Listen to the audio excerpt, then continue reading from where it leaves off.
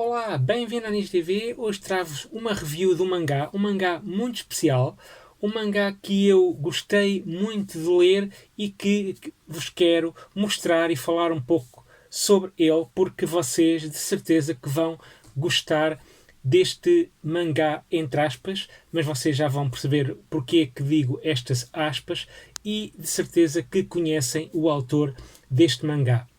Mas antes, peço-vos para darem um like, subscreverem o canal e depois dizerem-me o que é que acharam deste mangá, o que é que, se estão com intenções de ler, se já leram mais alguma coisa deste autor, se já viram mais alguma coisa deste autor.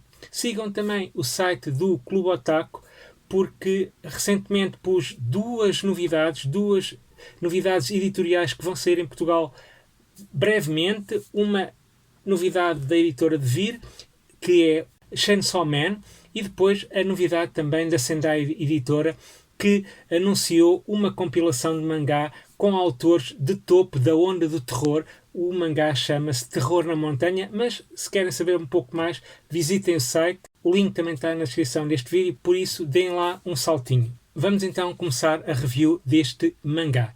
Toda a gente conhece o nome de Miyazaki e toda a gente o associa aos estúdios Ghibli, ou como se diz no Japão, Ghibli.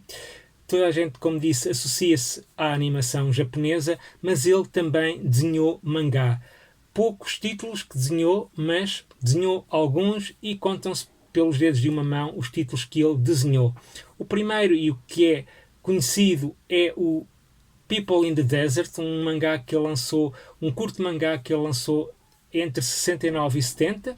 Depois, em 82, desenhou a grande obra que é Náusica, que depois também deu origem a um filme animado. E depois, num ano mais tarde, inspirado por uma lenda tibetana que ele leu num livro que se chamava O Príncipe que se Transformou num Cão, decidiu que esse conto tibetano seria a próxima inspiração para o próximo filme do estúdio Ghibli. Passado um tempo, ele reparou e sentiu que o público japonês não iria entender aquela história, e então decidiu adaptar esse conto para formato de banda desenhada, ou seja, para formato de mangá, e então é esse que temos aqui. Foi o livro que eu li, Shuna Journey, um mangá então de Hayao Miyazaki e lançado pela editora americana First Second. É um mangá em capa dura, com uma edição muito, muito bonita. Já vos vou mostrar o interior. Tem esta sobrecapa, portanto, frente e contracapa.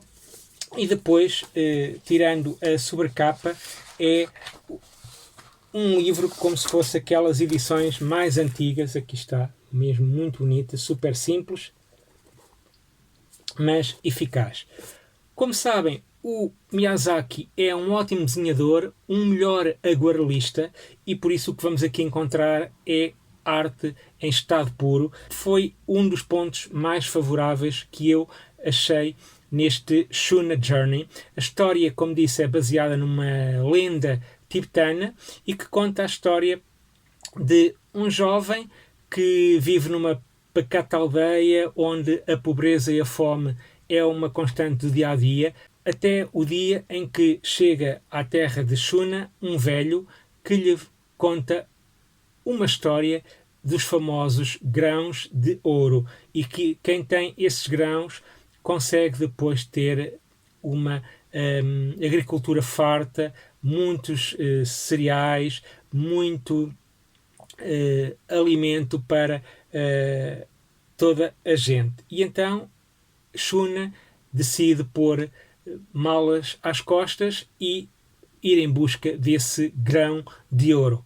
É um mangá entre aspas porque a história é contada em dois formatos, em formato de livro ilustrado, e também depois tem algumas páginas mesmo da chamada banda desenhada tradicional. E sem mais demoras vou-vos mostrar algumas páginas interiores deste mangá. Como veem logo, a ilustração do Miyazaki é espetacular. Vou aproximar até um bocadinho mais e depois vou-vos mostrar mais 2 ou 3 páginas. Como podem ver, muito, muito bonito, as ilustrações. A história, como disse, é uma história simples, tem este formato mais ou menos de banda desenhada. Tem também muitas das páginas são com textos descritivos e depois tem alguns, mas poucos diálogos ao longo da história. Como podem ver, aqui está a bonita ilustração do Miyazaki. Outra coisa que eu gostei neste mangá é que ao longo do que vamos lendo dá-nos sensações de déjà vu e pensamos que este livro também serviu de inspiração para outras coisas que o Miyazaki fez uns anos mais tarde e até mesmo para o Náusea, porque se virmos bem, por exemplo, deixem-me ver se eu encontro aqui uma imagem. Por exemplo, se virmos bem esta imagem, isto remete-nos logo para o anime Mononoke Hime, um anime que o Miyazaki lançou 10 anos depois de ter lançado este Shuna Journey. Aqui vemos muito bem e conseguimos reparar o Ashitaka aqui com estes quadrúpedes que faz muito lembrar o Mononoke. Os cenários também deste Shuna Journey faz-nos muito lembrar Náusea, muito as florestas de Miyazaki, não é? As florestas do Mononoke Hime, depois os desertos de Náusea, por isso é muito interessante e ao mesmo tempo reconfortante, diria eu, de vermos aqui muitas influências que o Miyazaki usou depois para os seus filmes futuros, não é? Tendo sido isto lançado em 1983, depois vieram muitos outros filmes até aos dias de hoje e aqui estão muitas referências de filmes que ele realizou mais tarde. Por exemplo, este animal é mesmo na onda do Mononoke Hime. E pronto, a ilustração é simplesmente incrível de Miyazaki. Não há palavras para descrever o quão bonitas são as ilustrações dele.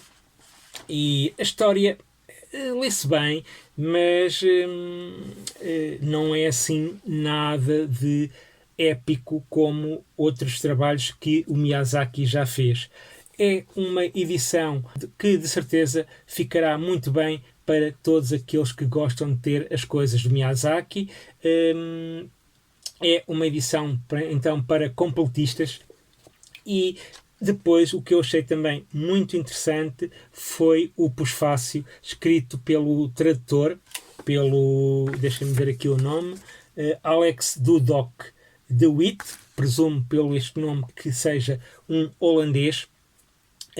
Mas ele escreve e faz um pouco de resumo da história, não só da lenda tibetana, como também de todo o trabalho do Miyazaki para criar este mangá e outros assuntos também relacionados com o Miyazaki. E pronto, foi então esta review deste livro bem bonito do Miyazaki, que eu já tinha há algum tempo, mas ainda não tinha tido, entre aspas, coragem e vontade de ler, porque é uma coisa tão pequenina que de certeza eu iria ler num instante. Ainda por cima gosto muito do Miyazaki e não queria que isto acabasse.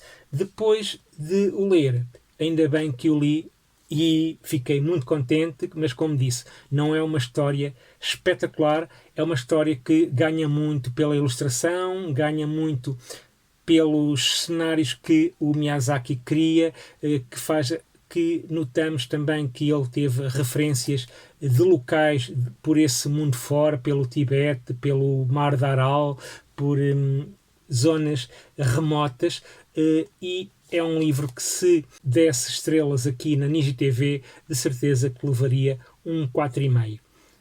E pronto, foi então esta a minha review deste Shuna Journey. Espero que tenham gostado desta review, que hoje até se alongou mais. Também estamos a falar de um dos grandes mestres da animação japonesa, o Miyazaki, que toda a gente também conhece, e espero que gostem tanto quanto eu gostei, apesar de não, como disse, ser uma leitura que me enchesse as medidas. É Miyazaki, é coraçãozinho para este grande mestre, e que venham mais trabalhos dele, quer sejam em mangá, quer sejam em cinema de animação. Sayonara e leiam muito mangá.